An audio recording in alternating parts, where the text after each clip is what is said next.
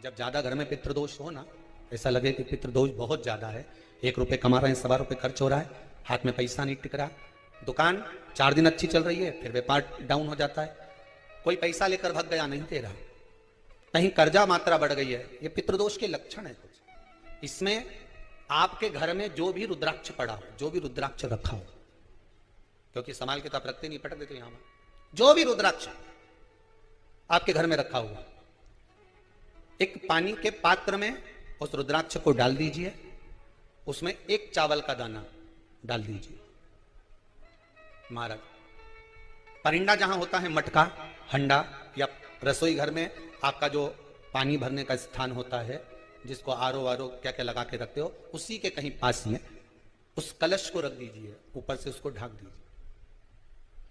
शाम के समय, सुबह रखा 10 बजे से 12 बजे के बीच में, शाम के समय प्रदोष काल में भगवान शंकर का नाम स्मरण कर कर, ओम नमः शिवाय बोलकर, श्री शिवाय नमस्तुभ्यम बोलकर, या महामृत्युंजय मंत्र का स्मरण कर कर, या गायत्री मंत्र का स्मरण कर कर, जो मंत्र आपकी बुद्धि में विवेक में समाहित हो, उस मंत्र का नाम लेकर राम कृष्ण हरि जो बोल सकते हो, एक घी का दिया अवश्य प्रज्वलित करें, लंबी बाती का।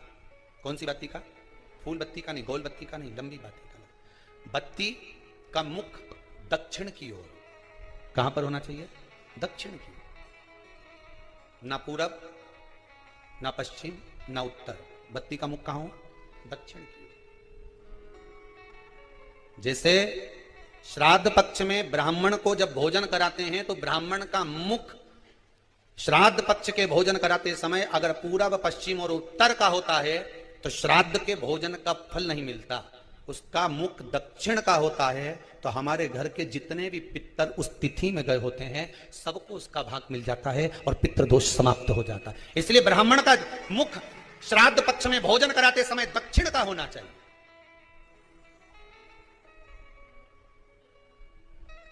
ब्राह्मण का मुख दक्षिण का होगा। यहां तक शास्त्र कहता है, महाराज अगर गौ माता को श्राद्ध पक्ष में अगर भोजन दे रहे हो तो गाय का मुख अगर दक्षिण का है, गाय का, आपका मुख भले उत्तर का हो, गाय का मुख दक्षिण का हो, आपका मुख भले पूरा पश्चिम नहीं का, गाय का मुख अगर दक्षिण में, अगर आपने दक्षिण में गाय को खड़ी कर रखा है और दक्षिण में उसका मुख और आप भोजन दे रहे हो तो शास्त्र कहता है कि किसी पिंड की जरूरत नहीं पड़ती, गाय स्वतः कल्याण कर देती है, गौ माता स्वतः कल्याण कर, दक्षिण मुखी हो।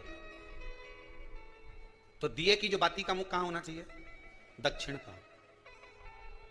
और दक्षिण का मुख